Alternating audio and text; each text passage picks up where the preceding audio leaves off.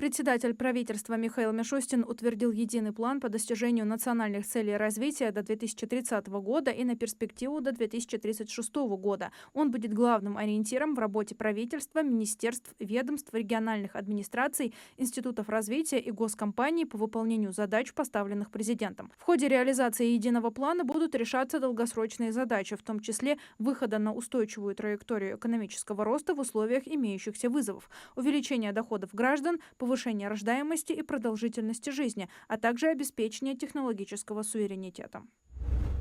В рамках реализации нацпроекта «Туризм и индустрия гостеприимства» в Назрани благоустроят Аллею Победы. Как сообщил глава города Руслан Аздоев, власти планируют разместить на аллее информационные стенды с данными о ветеранах боевых действий, уроженцах города. Он также отметил, что будет проведен косметический ремонт памятника, произведена замена старых скамеек и урн. Кроме того, найден инвестор для строительства нового фонтана в парке. Работы планируется завершить к 1 апреля 2025 года.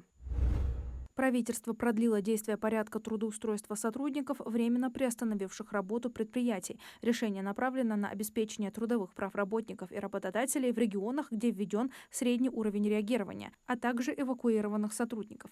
Для перевода на новое место потребуется письменное согласие работника и направление Центра занятости населения. Временные работодатели будут заключать с гражданами срочный трудовой договор с возможностью его продления. Трудовой договор, заключенный с основным работодателем, в этом случае будет приостановлен, однако срок его действия не прервется.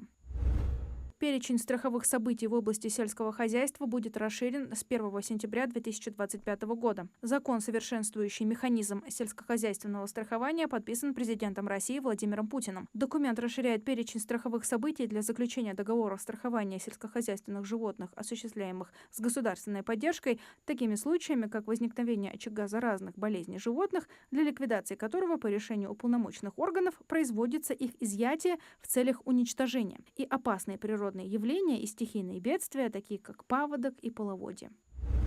В российских отелях появятся номера для многодетных семей. В этих номерах смогут размещаться семьи с 3 и более детьми. Власти сообщают, что сейчас больших номеров в отелях страны не так много. Чаще всего многодетным семьям предлагают взять 2 номера, что не каждый может себе позволить. Большие семейные номера будут более выгодны для многодетных семей. Снять их будет дешевле.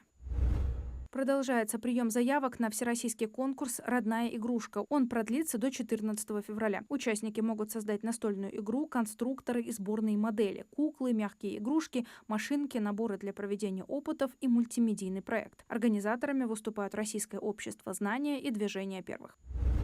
Россиянам в 2025 году следует учитывать новые экономические параметры для улучшения процесса пенсионных накоплений, рассказали в Госдуме. Важным показателем станет доход не менее 275 900 рублей в год для начисления одного пенсионного балла. В пересчете на месяц это составляет заработок от 22 991 рубля 67 копеек. Для подачи заявления на назначение страховой пенсии в 2025 году нужно накопить минимум 30 пенсионных баллов за весь трудовой стаж.